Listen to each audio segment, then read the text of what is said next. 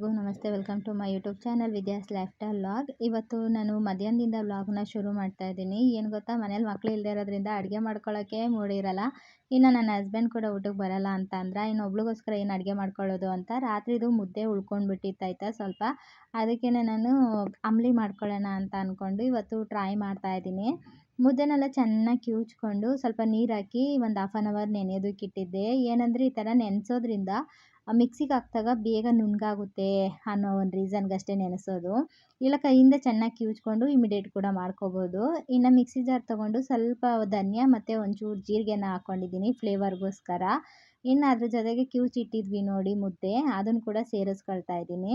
ನಾನಿಲ್ಲಿ ಒಬ್ಳಿಗೋಸ್ಕರ ಮಾಡ್ಕೊತಾ ಇರೋದು, ಹಾಗಾಗಿ ಇಷ್ಟು ನಾನು ಸೇರಿಸ್ಕೊಂಡಿದ್ದೀನಿ. ನೀವು ಎಷ್ಟು ಜನಕ್ಕೆ ಬೇಕಾದ್ರೂ ಮಾಡ್ಕೋಬೋದು. ಟೇಸ್ಟ್ ಮಾತ್ರ ಅಮೇಝಿಂಗ್ ಆಗಿತ್ತು.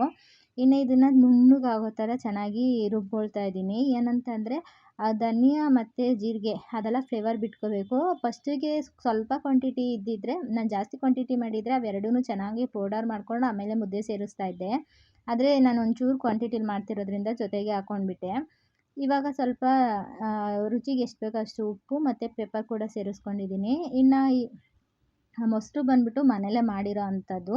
ನಾನು ಗಟ್ಟಿ ಮೊಸರಿಗಿಂತ ಈ ನೀರು ಬಿಟ್ಕೊಂಡಿರುತ್ತೆ ನೋಡಿ ಮನೇಲಿ ಮಾಡಿರೋ ಮೊಸರು, ಅದನ್ನು ಸ್ವಲ್ಪ ಜಾಸ್ತಿ ಸೇರಿಸ್ಕೊಳ್ತಾ ಇದ್ದೀನಿ. ಈ ನೀರು ಬಿಟ್ಕೊಂಡಿರೋದನ್ನ ರೈಸ್ ಜೊತೆ ಎಲ್ಲ ತಿನ್ನೋದಕ್ಕೆ ಅಷ್ಟು ಇಷ್ಟ ಆಗಲ್ಲ ನೋಡಿ, ಹಂಗಾಗಿ ನಾನು ಅದನ್ನು ಈ ಥರ ಅಂಬ್ಲಿಗೆ ಯೂಸ್ ಮಾಡ್ಕೊತಾ ಇದ್ದೀನಿ. ನಮಗೆ ಎಷ್ಟು ಕ್ವಾಂಟಿಟಿಗೆ ಬೇಕೋ ಅಷ್ಟು ನಾವು ಮೊಸರನ್ನ ಹಾಕ್ಕೋಬೋದು. ನಾನಿಲ್ಲಿ ಮೊಸರು ಜೊತೆಗೆ ಸ್ವಲ್ಪ ಕೆನೆ ಕೂಡ ಸೇರಿಸ್ಕೊಂಡಿದ್ದೀನಿ. ನಿಮಗೆ ಇಷ್ಟ ಆಗಲ್ಲ ಕೆನೆ ಅಂತ ಅನ್ನೋರು ಸ್ಕಿಪ್ ಮಾಡ್ಬೋದು. ತುಂಬ ಜನಕ್ಕೆ ಕೆನೆ ಇಷ್ಟ ಆಗಲ್ಲ. ನನಗಂತೂ ಹಾಲಲ್ಲಿ ಆಗ್ಬೋದು, ಮೊಸರಲ್ಲಿ ಆಗ್ಬೋದು, ಕೆನೆ ಅಂದರೆ ತುಂಬಾ ಇಷ್ಟ. ಇನ್ನು ಇದನ್ನು ನೈಸಿಗೆ ನುಣ್ಣಗೆ ರುಬ್ಕೊಂಡ್ರೆ ಚೆನ್ನಾಗಿ ಅಂಬ್ಲಿ ಆಗಿಬಿಡುತ್ತೆ. ನೋಡಿ ನಾನು ಇಲ್ಲಿ ರುಬ್ಕೊಂಡಿದ್ದೀನಿ. ನಾನು ಸ್ವಲ್ಪ ಮೊಸರನ್ನ ಜಾಸ್ತಿನೇ ಸೇರಿಸ್ಕೊಂಡಿದ್ದೀನಿ. ನೀವು ಬೇಕಾದರೆ ಸ್ವಲ್ಪ ಕಮ್ಮಿ ಮಾಡ್ಕೊಬೋದು. ಇನ್ನು ಸ್ವಲ್ಪ ಗಟ್ಟಿ ಆಯಿತು ಅನ್ನಿಸ್ತು ನನಗೆ, ಅದಕ್ಕೆ ಒಂಚೂರು ನೀರು ಹಾಕ್ಕೊಂಡು ಚೆನ್ನಾಗಿ ಮಿಕ್ಸ್ ಮಾಡ್ಕೊತಾ ಇದ್ದೆ. ನೀರು ಹಾಕಿದ್ಮೇಲೆ ಮಜ್ಜಿಗೆ ಎಷ್ಟು ಚೆನ್ನಾಗಿ ಮೇಲೆ ಬರ್ತಾಯಿತ್ತು ಗೊತ್ತಾ, ಅದು ಮಜ್ಜಿಗೆ ಜಾಸ್ತಿ ಆಯಿತು ಅನ್ನೋದು ನನಗೆ ಗೊತ್ತಾಗ್ತಾಯಿತ್ತು. ಬಟ್ ಮನೇಲಿ ಮೊಸರು ಇದ್ದಿದ್ದರಿಂದ ನಾನು ಸ್ವಲ್ಪ ಮೊಸರನ್ನ ಜಾಸ್ತಿ ಯೂಸ್ ಮಾಡಿಕೊಂಡೆ ಅಷ್ಟೇ. ಒಳ್ಳೆಯದು, ಈ ಬಿಸಿಲಿಗೆಲ್ಲನೂ ಮಜ್ಜಿಗೆ ಎಷ್ಟು ಕುಡಿತೀವಿ ಅಷ್ಟು ಒಳ್ಳೇದಲ್ವಾ, ಅಂಬ್ಲಿ ಜೊತೆಗೆ ಚೆನ್ನಾಗಿರುತ್ತೆ ಅಂತ ನಾನು ಸ್ವಲ್ಪ ಜಾಸ್ತಿನೇ ಹಾಕ್ಕೊಂಡಿದ್ದೀನಿ. ಇದಿಷ್ಟೇ, ನಾನು ಒಂದು ಲೋಟ ಇನ್ನೊಂಚೂರು ಆಗೋಷ್ಟೇನೋ ಇತ್ತು, ಕಮ್ಮಿನೇ ಕ್ವಾಂಟಿಟಿಲಿ ಮಾಡ್ಕೊಂಡಿದ್ದೆ. ಇನ್ನು ಮಧ್ಯಾಹ್ನ ಊಟಕ್ಕೆ ಇದೆ ನನಗೆ ಗಂಜಿ ಆಯಿತು, ಅಂಬ್ಲಿ ಆಯಿತು. ಅಂಬ್ಲಿ ಜೊತೆಗೆ ನಮ್ಮನೆ ಎದುರುಗಡೆ ಇರೋರು ಸ್ವಲ್ಪ ಮಾವಿನ ಹಣ್ಣು ಕೊಟ್ಟು ಕಳಿಸಿದ್ರು ಆಯಿತಾ. ಅದನ್ನು ಹಣ್ಣಾಗಿತ್ತು, ಚೆನ್ನಾಗಿತ್ತು. ಅದನ್ನು ನಾನು ಇವಾಗ ಮಾವಿನ ಹಣ್ಣು ಕೂಡ ಊಟದ ಜೊತೆಗೆ ತೊಗೊಳ್ತಾ ಇದ್ದೀನಿ. ಏನಂದರೆ ಮಕ್ಕಳಿಲ್ವಲ್ಲ, ಅಡುಗೆ ಮಾಡೋಕ್ಕೆ ಮೂಡಿರಲ್ಲ ನನಗೆ, ಹಾಗಾಗಿ ಇವತ್ತು ಅಡುಗೆ ಮಾಡಿರಲಿಲ್ಲ. ಸುಮಾರು ಸರಿ ಈ ಥರ ಮಾಡ್ತಾಯಿರ್ತೀನಿ. ನಮ್ಮ ಮನೆಯವ್ರು ಹೇಳ್ತಾ ಇರ್ತಾರೆ, ಫೋನ್ ಮಾಡಿ, ಇಲ್ಲ ನಾನು ಬರ್ತೀನಿ ಅಡುಗೆ ಮಾಡು ಅಂತ ಹೇಳ್ತಾರೆ, ಆದರೆ ಬರಲ್ಲ. ನಂಗೆ ಗೊತ್ತಾಗ್ಬಿಡುತ್ತೆ, ಸರಿ ನೀನು ಬರಲ್ಲ ನಂಗೆ ಗೊತ್ತು, ನಾನು ಅಡುಗೆ ಮಾಡ್ಕೊಂಡು ತಿನ್ನಲಿ ಅಂತ ಹೇಳ್ತಾ ಇದೆಯಾ, ನಾನು ಮಾಡಲ್ಲ ಅಂತ ಅಂದ್ಬಿಟ್ಟು ಮನೇಲಿ ಏನಿರುತ್ತೆ ನೋಡಿ ಅದನ್ನೇ ತಿಂದ್ಕೊಂಡು ಈ ಥರ ಸುಮ್ಮನೆ ಆಗಿಬಿಡ್ತಿದ್ದೆ. ಹಾಗಾಗಿ ಸ್ವಲ್ಪ ದಪ್ಪ ಕೂಡ ಆಗಿಬಿಟ್ಟಿದ್ದೀನಿ ಇವಾಗ ನಾನು. ನಾವು ಎಷ್ಟು ಊಟ ತಿನ್ನೋದು ಬಿಡ್ತೀವಲ್ಲ ಆವಾಗಲೇ ನಾವು ದಪ್ಪ ಆಗೋವಂಥದ್ದು. ನಾನು ಇವಾಗ ಮಕ್ಕಳು ಹೋದಾಗಿಂದ ಸರಿಯಾಗಿ ಊಟ ಅದೆಲ್ಲ ಸ್ಕಿಪ್ ಮಾಡಿರೋದ್ರಿಂದ ಸ್ವಲ್ಪ ಇನ್ನೂ ಜಾಸ್ತಿ ದಪ್ಪ ಆಗಿದ್ದೀನಿ ಅಂತಲೇ ನನಗೆ ಫೀಲ್ ಆಗ್ತಾ ಇದೆ. ಇನ್ನು ನೋಡಬೇಕು, ಸ್ವಲ್ಪ ವೆಯ್ಟ್ ಲಾಸ್ ಮಾಡೋ ಕಡೆನೂ ಗಮನ ಕೊಡಬೇಕು ನಾನು. ಇನ್ನು ಈ ಗಂಜಿ ಅಂತಲೇ ಬರುತ್ತೆ ನನಗೆ, ಅಂಬ್ಲಿ ಮಾತ್ರ ಸಿಕ್ಕಾಪಟ್ಟೆ ಚೆನ್ನಾಗಿತ್ತು. ಎಷ್ಟು ಚೆನ್ನಾಗಿತ್ತು ಅಂತಂದರೆ ನನಗೆ ಅದು ನೋಡ್ತಾ ಇದ್ದರೆ ಮತ್ತೆ ಕುಡಿಬೇಕು ಅನ್ನೋಷ್ಟು ಫೀಲ್ ಕೊಡ್ತಾಯಿತ್ತು. ತುಂಬ ಅಂದರೆ ತುಂಬಾ ಚೆನ್ನಾಗಿತ್ತು. ಒಂದು ಸಾರಿ ಟ್ರೈ ಮಾಡಿ, ಇದನ್ನು ಮಕ್ಳಿಗೆ ಕೂಡ ಕೊಡ್ಬೋದು. ಸಂಜೆ ಸ್ನ್ಯಾಕ್ಸ್ ಥರ ಗಂಜಿ ಮಾಡಿಕೊಟ್ರೆ ಅದನ್ನು ಕುಡಿದ್ಬಿಟ್ಟು ಕೂಡ ಅವರು ಆಟ ಆಡೋಕ್ಕೆ ಎನರ್ಜಿ ಬರುತ್ತೆ. ತುಂಬ ಚೆನ್ನಾಗಿತ್ತು ಅಂತಲೇ ಅನ್ಬೋದು. ಮಾರ್ನಿಂಗ್ ಬ್ರೇಕ್ಫಾಸ್ಟ್ ಕೂಡ ಇದನ್ನು ಮಾಡ್ಕೋಬೋದು, ಅಷ್ಟು ಚೆನ್ನಾಗಿರುತ್ತೆ. ಇನ್ನು ಸಂಜೆ ಆಗಿತ್ತು, ಊರಿಂದ ಸ್ವಲ್ಪ ಕರ್ಬೇವಿನ ಸೊಪ್ಪೆಲ್ಲ ತೊಗೊಂಡು ಬಂದಿದ್ದೆ. ಅದನ್ನು ಚಟ್ನಿ ಪುಡಿ ಮಾಡ್ಕೊಳ್ಳೋಣ ಅಂತ ಅಂದ್ಕೊಂಡು ಟ್ರೈ ಮಾಡ್ತಾಯಿದ್ದೀನಿ. ಇದನ್ನು ಕೂಡ ಅಷ್ಟೇ, ನಾನು ಫಸ್ಟ್ ಟೈಮ್ ಮಾಡ್ತಾ ಇರೋದು. ಕರಿಬೇವಿತ್ತು ಊರಲ್ಲಿ, ತುಂಬ ಚೆನ್ನಾಗಿತ್ತು. ಸರಿ ಚಟ್ನಿ ಪುಡಿ ನೋಡೋಣ, ಎಲ್ಲರೂ ಹೇಳ್ತಾ ಇರ್ತಾರಲ್ಲ, ನಾನು ಟ್ರೈ ಮಾಡೋಣ ಅಂತ ತಂದಿದ್ದೆ. ಒಂದು 2 ಟೇಬಲ್ ಸ್ಪೂನಷ್ಟು ಕಡಲೆಬೇಳೆನ ಹಾಕ್ಕೊಂಡು ಕೆಂಪಗಾಗೋಷ್ಟು ಚೆನ್ನಾಗಿ ಸಣ್ಣ ಉರಿಯಲ್ಲೇ ಉರಿಬೇಕು. ಆ ಥರ ಚೆನ್ನಾಗಿ ಫ್ಲೇವರೆಲ್ಲ ಬರೋವರೆಗೂ ಚೆನ್ನಾಗಿ ಹುರ್ಕೊಂಡೆ.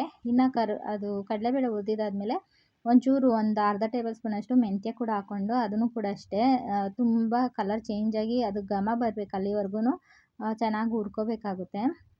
ಮೆಂತ್ಯ ಹಾಕೋದ್ರಿಂದ ಸ್ಟ್ರೆಂತ್ ಅಂದರೆ ಸೊಂಟಕ್ಕೆ ತುಂಬ ಗಟ್ಟಿ ಬರುತ್ತೆ. ನಾನು ಹಾಗಾಗಿ ಸ್ವಲ್ಪ ಎಲ್ಲ ಅಡುಗೆಗೂ ಇವಾಗ ಜಾಸ್ತಿನೇ ಅದನ್ನು ಯೂಸ್ ಮಾಡ್ತಾ ಇದ್ದೀನಿ. ಇನ್ನು ಅದ್ರ ಜೊತೆಗೆ ನಾನು ಕಡಲೆಕಾಯಿ ಬೀಜನೂ ಕೂಡ ಒಂದು ಸ್ವಲ್ಪನೇ ಹಾಕ್ಕೊಂಡ್ಬಿಟ್ಟೆ ನಾನು. ನಾನೇನು ಗೊತ್ತಾ, ನನಗೆ ಕ್ವಾಂಟಿಟಿ ಗೊತ್ತಾಗಲಿಲ್ಲ, ಫಸ್ಟ್ ಟೈಮ್ ಮಾಡ್ತಾ ಇದ್ದೀನಲ್ಲ, ಎಲ್ಲ ನಾನು ಸ್ವಲ್ಪನೇ ಹಾಕ್ಕೊಂಡ್ಬಿಟ್ಟೆ. ಇನ್ನು ಕಡಲೆಕಾಯಿ ಬೀಜನ ಹುರಿದು ತೆಗ್ಕೊಂಡಿದ್ದಾದಮೇಲೆ ಸ್ವಲ್ಪ ಜೀರಿಗೆನ ಹಾಕ್ಕೊಂಡು ಅದನ್ನು ಕೂಡ ಬೆಚ್ಚಗೆ ಮಾಡಿಕೊಂಡು ಅದನ್ನು ಕೂಡ ತೆಗ್ದು ಸಪ್ರೇಟಾಗಿ ಎತ್ತಿಟ್ಕೊತಿದ್ದೀನಿ. ಅಂದರೆ ಎಲ್ಲ ಒಟ್ಟಿಗೆನೇ ಎತ್ತಿಟ್ಕೊಳ್ತಾ ಇದ್ದೀನಿ. ಇನ್ನು ಇದಾದಮೇಲೆ ಖಾರಕ್ಕೆ ಎಷ್ಟು ಬೇಕೋ ಅಷ್ಟು ಒಣಮೆಣ್ಸಿನ್ಕಾಯಿ ಕೂಡ ಸೇರಿಸ್ಕೊಂಡು ಅದನ್ನು ಕೂಡ ಅಷ್ಟೇ ಕೆಂಪಗೆ ಅಂದರೆ ಸ್ವಲ್ಪ ಅದು ಘಾಟೆಲ್ಲ ಇದಾಗೋವರೆಗೂ ಹುರ್ಕೊಬೇಕು. ಇದಿಷ್ಟು ಹುರ್ಕೊಂಡಿದ್ದಾದಮೇಲೆ ಕರ್ಬೇವಿನ ಸೊಪ್ಪನ್ನ ಹಾಕ್ಕೊಳ್ತಾ ಇದ್ದೀನಿ. ನೀವು ಸ್ಟಾರ್ಟಿಂಗ್ ನೋಡ್ಕೋಬೋದು ಏನಕ್ಕಪ್ಪ ಇಷ್ಟು ದೊಡ್ಡ ಬಾಣಲಿ ಇಟ್ಟವ್ರೆ ಅಂತ. ನಾನು ಕರ್ಬೇವಿನ ಸೊಪ್ಪು ಹುರಿಯೋದಕ್ಕೆ ಅಂತಲೇ ಇಟ್ಕೊಂಡೆ. ಮತ್ತು ಅದಕ್ಕೆ ಬೇರೆ ಬಾಣಲಿ ಇದಕ್ಕೆ ಬೇರೆ ಬಾಣಲಿ ಯಾಕೆ ಅಂದ್ಬಿಟ್ಟು ಒಟ್ಟಿಗೆ ಇದನ್ನೇ ಇಟ್ಕೊಂಡೆ. ಇನ್ನು ಕರ್ಬೇವಿನ ಸೊಪ್ಪು ಜಾಸ್ತಿ ಕ್ವಾಂಟಿಟಿ ಆಯಿತು ಅಂತ ಅನ್ನಿಸ್ತು ನನಗೆ. ಈ ಥರ ಮಿಕ್ಸ್ ಮಾಡೋದು ಕೂಡ ಆಗ್ತಾ ಇರಲಿಲ್ಲ. ಆಮೇಲೆ ಇನ್ನೊಂದು ಸೌಟನ್ನ ತೊಗೊಂಡು ಅದ್ರ ಸಹಾಯದಿಂದ 2 ಯೂಸ್ ಮಾಡಿಕೊಂಡು ಚೆನ್ನಾಗಿ ಹುರ್ಕೊಂಡೆ ಆಯಿತಾ. ಇದು ನೋಡ್ತಾ ಇರ್ಬೋದು ಇವಾಗ ಎಷ್ಟು ಚೆನ್ನಾಗಿ ಕಲರೆಲ್ಲ ಚೇಂಜ್ ಆಗಿದೆ ಅಂತ. ಇಷ್ಟು ಕಲರ್ ಚೇಂಜ್ ಆಗಿ ಅದು ಗರಿ ಗರಿಯಾಗಿ ಆಗಬೇಕು. ಅಲ್ಲಿವರೆಗೂ ಸಣ್ಣ ಉರಿಲೇನೆ ಹುರ್ಕೊಬೇಕಾಯ್ತಾ. ಇದಕ್ಕಂತೂ ತುಂಬಾ ತಾಳ್ಮೆ ಬೇಕು. ಸ್ಟವ್ ಮುಂದೆನೇ ನಿಂತ್ಕೊಂಡು ಸಣ್ಣ ಉರಿಲಿನಿ ಎಲ್ಲನೂ ಹುರ್ಕೊಬೇಕಾಗಿತ್ತು.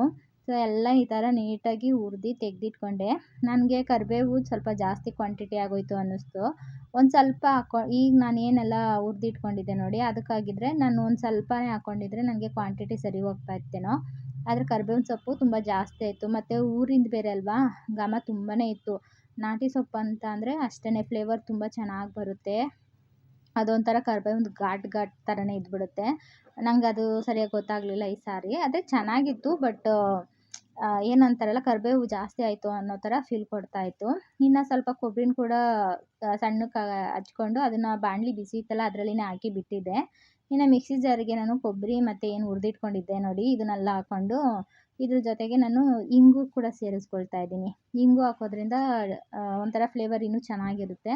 ನಾನಿಲ್ಲಿ ಹುಣಸೆಹಣ್ಣು ಹಾಕೋದನ್ನ ಸ್ಕಿಪ್ ಮಾಡಿಬಿಟ್ಟೆ. ಏನಂದರೆ ನನಗೆ ಮೇಕಪ್ ಎನ್ಕ್ವೈರಿಗೆ ಕಾಲ್ ಬರ್ತಾಯಿತ್ತು. ಅದ್ರ ಕಡೆ ಗಮನ ಕೊಟ್ಟು ಇಲ್ಲಿ ಏನು ಹಾಕಿದ್ದೀನಿ ಅನ್ನೋದೇ ಮರ್ತೋಯ್ತು ವಿಡಿಯೋ ಮಾಡ್ತಾ ನನಗೆ. ನೀವು ಒಂದು ಸ್ವಲ್ಪ ಹುಣಸೆಹಣ್ಣು ಕೂಡ ಹಾಕ್ಕೊಳ್ಳಿ. ನಾನು ಆಮೇಲೆ ನನಗೆ ಜ್ಞಾಪಿಸ್ಕೊಂಡು ಮತ್ತು ಹುಣಸೆಹಣ್ಣು ಹಾಕಿ ಒಂದು ಸಾರಿ ಪೌಡರ್ ಮಾಡಿಕೊಂಡೆ. ಈಗ ನಾನೇನು ಇಷ್ಟು ಎಲ್ಲ ಹುರಿದಿಟ್ಕೊಂಡಿದ್ದೆ ನೋಡಿ ಕಡಲೆಬೀಜ ಕಡಲೆಬೇಳೆ ಎಲ್ಲ ಸಾಮಾನುಗಳು ಏನು ಹುರಿದಿಟ್ಕೊಂಡಿದ್ನಲ್ಲ ಅಷ್ಟಕ್ಕೆ ಇವಾಗ ಏನು ಹಾಕಿದ್ದೀನಲ್ಲ ಕರಿಬೇವು ಇಷ್ಟು ನನಗೆ ಸರಿ ಹೋಯ್ತಿತ್ತು ಅಂತ ಅನ್ನಿಸ್ತು. ಆದರೆ ನಾನು ಇನ್ನೂ ಸ್ವಲ್ಪ ಕರಿಬೇವು ಇತ್ತಲ್ಲ ಅದನ್ನೆಲ್ಲನೂ ಮಿಕ್ಸ್ ಮಾಡಿ ಪೌಡರ್ ಮಾಡಿಕೊಂಡೆ. ಅದರಿಂದ ನನಗೆ ಕರಿಬೇವು ಫ್ಲೇವರು ಜಾಸ್ತಿ ಆಯಿತು ಅನ್ನಿಸ್ತು. ಬಟ್ ಟೇಸ್ಟ್ ಎಲ್ಲ ಚೆನ್ನಾಗಿತ್ತು. ನನಗೆ ಇಷ್ಟ ಆಯಿತು. ಹೆಲ್ತಿಗೆ ಒಳ್ಳೇದಂತಂದರೆ ಹೆಲ್ತಿಗೆ ಒಳ್ಳೆಯದಾಗಿರೋದ್ರಿಂದ ಇದನ್ನು ಮಾಡಿಕೊಂಡು ಚಟ್ನಿ ಪುಡಿನ ಯೂಸ್ ಮಾಡ್ಕೋಬೋದು. ನಮ್ಮ ಹೇರ್ಗೂ ಕೂಡ ತುಂಬ ಒಳ್ಳೆಯದಾಗಿರುತ್ತೆ.